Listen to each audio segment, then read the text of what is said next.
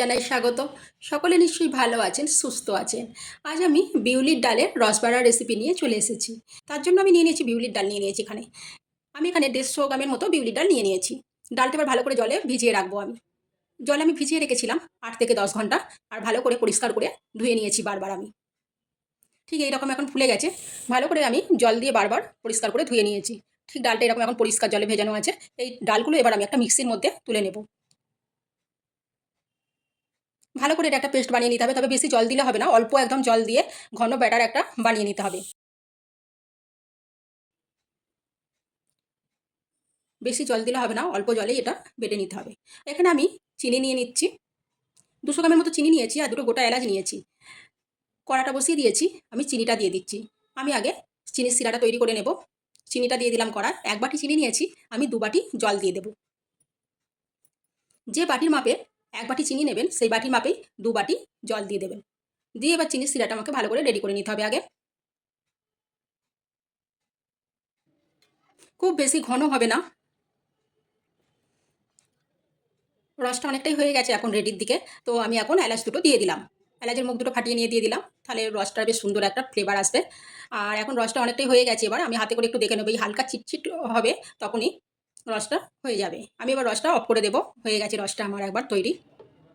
আমি এটা মিক্সিতে পেস্ট করে নিচ্ছি। ঠিক এইরকম ঘন কিন্তু ব্যাটারটা তৈরি হবে। এইভাবে বেটে নেবেন একদম। এবার আমি একটা বাটির মধ্যে এটা ঢেলে নিচ্ছি।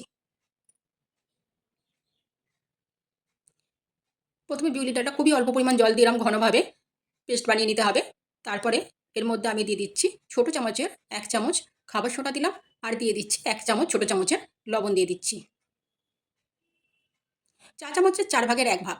আর এখানে দিয়ে দিচ্ছি 1 চামচ, চা চামচের 1 চামচ দিয়ে দিচ্ছি গোটা মৌরি। এবার খুব ভালো করে এটা এখন ফেটিয়ে নিতে হবে। আপনারা হাতে করে বেশ 6-7 মিনিটের মতন ধরে এটাকে ভালো করে ফেটিয়ে নেবেন। খুব বেশি সময় লাগে না, এটা খেতেও খুব ভালো হয়। একবার বানিয়ে না খেলে এটা বুঝতেই পারবেন না কতটা সুন্দর হয়।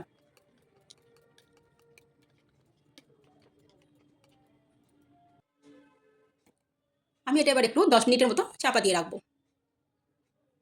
আমি 10 মিনিট পর ফিরে এলাম। ব্যাটারটা অনেকটাই রেডি হয়ে আছে। আমি আরেকবার এটাকে ফেটিয়ে নেব। ব্যাটারটা রেডি হয়ে গেছে। এবার আমি একটা কড়া বসিয়ে দেবো এবার। যত ভালো ফেটানোটা হবে তত ভালো রসকরাটা হবে, তত টেস্টি হবে। তেলটা গরম হয়ে গেছে। এবার হাতে করে আমি অল্প অল্প করে নিয়ে এইভাবে তেলের মধ্যে দিয়ে দেব। প্রথমে এইভাবে তেলের মধ্যে দিয়ে এগুলোকে ভেজে নিতে হবে।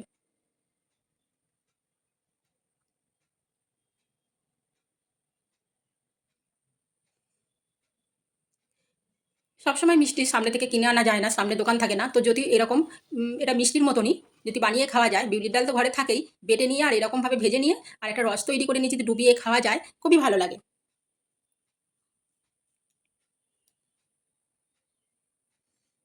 ঠিক এইভাবে ভেজে নিতে হবে, খুব বেশি লাল লাল হবে না। এটা আমার ভাজা হয়ে গেছে, এবার আমি এগুলো তুলে নেব। চিনির সিরাটা যে করা আছে তার মধ্যেই একদম তুলে দিয়ে দেবো। এখনও চিনির সিরাটাও গরম আছে। আর এগুলো গরম গরম একদম এর মধ্যে চিনির সিরার মধ্যে দিয়ে দিতে হবে। দিয়ে আমি আবারও একবার এইভাবে ভেজে নিচ্ছি। এগুলোও ভাজা হয়ে গেছে প্রায়। এবার আমি এগুলোও তুলে নেব। খুব বেশি লাল হবে না, ঠিক এই কালার হবে তখনই তুলে নিয়ে আর রসে দিয়ে দেবেন। এই যে রসের মধ্যে প্রথমবার এগুলো দিয়েছিলাম, আবার এগুলোও আমি তুলে নিয়ে দিয়ে দিচ্ছি। খুব বেশি রস করলে আবার পড়ে থাকবে, সেই জন্য আমি ঠিকঠাক পরিমাপের করেছি। 150 গ্রামের মতো আমি ডাল নিয়েছিলাম আর এদিকে 200 গ্রামের মতো চিনি নিয়েছিলাম। আওয়াজটা শুনে বুঝতে পারছেন কতটা মুচমুচে ও খাস্তা হয়েছে। খুব সুন্দর এগুলো হয়, একবার অবশ্যই বানিয়ে খাবেন, নাহলে বুঝতেই পারবেন না কতটা সুন্দর হয়। এইভাবে সব রসগোল্লাগুলো আমি এখন তুলে নিচ্ছি।